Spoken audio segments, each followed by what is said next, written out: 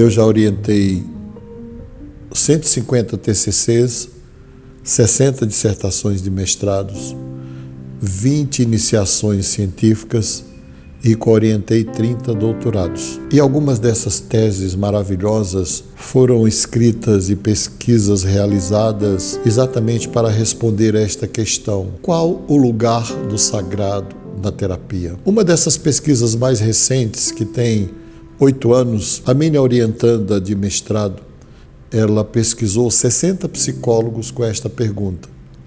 Pasmem, 95% não sabia o que fazer com a emergência do sagrado na terapia. 90% jamais havia estudado absolutamente.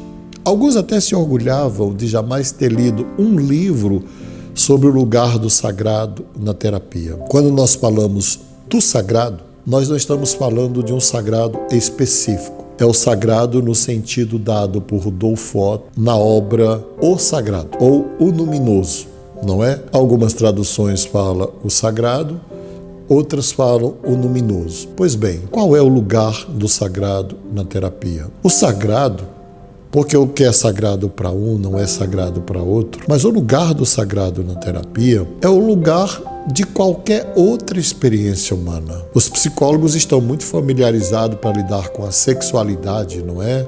Familiarizados para lidar com a depressão, estão familiarizados para lidar com o trauma, estão familiarizados para lidar com os conflitos, com a violência, mas não estão familiarizados para lidar com o sagrado. Convenhamos, a religião, a espiritualidade é uma das estruturas fundantes da mente humana. Todo ser humano, mesmo os ateus, eles têm alguma espécie de transcendência de espiritualidade. Os ateus é até interessante, porque enquanto o crente parte da existência de Deus, o ateu parte da negação de Deus, e ambos partem de Deus. Qual é a postura de um psicólogo diante da emergência do sagrado na terapia? O sagrado que emerge numa sessão, numa consulta psicológica, é um material precioso, porque o sagrado emerge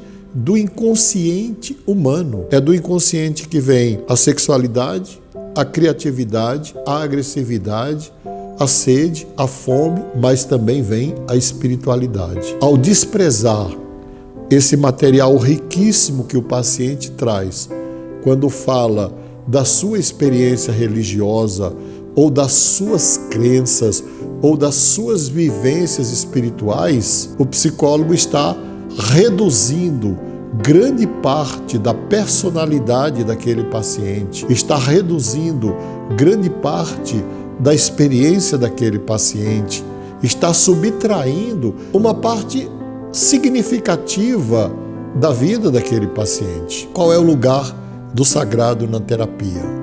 É o lugar da experiência humana. Tudo aquilo que o paciente traz é passível de análise, desde que seja feito com absoluto respeito e absoluta sabedoria.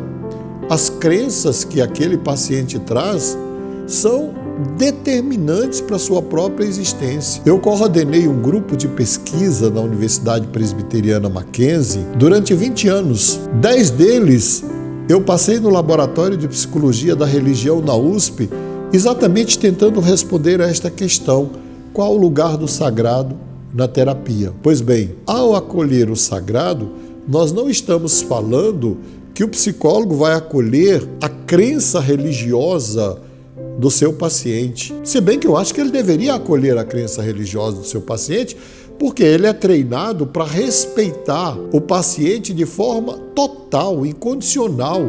Se ele é capaz de respeitar uma crueldade que o paciente faz, por que ele não é capaz de respeitar a espiritualidade do paciente e acolher a espiritualidade do paciente? Mas a espiritualidade, a experiência religiosa, as crenças religiosas são fundantes.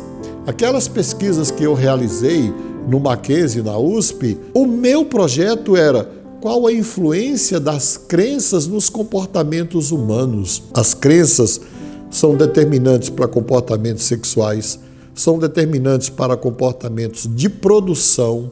Eu tenho 2 livros publicados sobre a influência das crenças no comportamento de produção. O último acabei de lançar, que é Espírito Protestante, Educação e Empreendedorismo. Mas as crenças são determinantes para comportamentos de saúde. Quando você cruza crença religiosa e câncer, você vai descobrir, por exemplo, que o câncer ginecológico entre as judias é 4 vezes menor do que entre as cristãs. Quando você cruza crença religiosa com comportamento de saúde, você vai perceber, por exemplo, que em se tratando de câncer, o câncer ginecológico entre as judias é 4 vezes menor do que entre as cristãs, exatamente por causa da circuncisão. Quando você cruza câncer de intestino e câncer de estômago, ele é 7 vezes menor entre os adventistas, exatamente por causa dos comportamentos deles em relação à alimentação. Quando você cruza várias variáveis, e eu estou falando cruzar variável independente, com variável dependente, com variável estranha, eu estou falando de ciência.